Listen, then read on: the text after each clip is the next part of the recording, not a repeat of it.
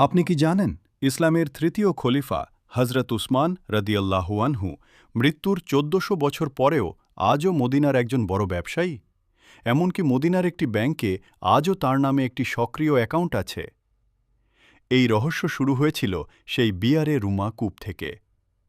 হজরত উসমান রাদিয়াল্লাহু আনহু যখন কূপটি দান করেন, তখন সেই পানির সাহায্যে চারপাশের জমি উর্বর হয়ে ওঠে এবং সেখানে হাজার হাজার খেজুর গাছ জন্মায়।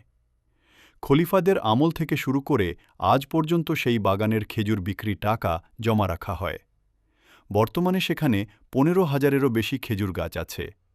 এই আয়ের অর্ধেক গরিবদের দেওয়া হয়, আর বাকি অর্ধেক তার নামে থাকা ব্যাংক অ্যাকাউন্টে জমা হয়। সেই জমানো টাকা দিয়ে সম্প্রতি মদিনার প্রাণকেন্দ্রে হজরত উসমান রাদিয়াল্লাহু আনহুর নামে একটি বিশাল হোটেল তৈরি করা হয়েছে, যার নাম ফন্দক উসমান বিন আফফান।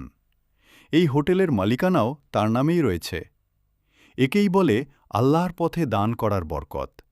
এই অলৌকিক কাহিনীটি আপনার বন্ধুদের জানাতে ভিডিওটি শেয়ার করুন এবং এমন আরও রহস্য জানতে সাবস্ক্রাইব করে সাথে থাকুন। ধন্যবাদ।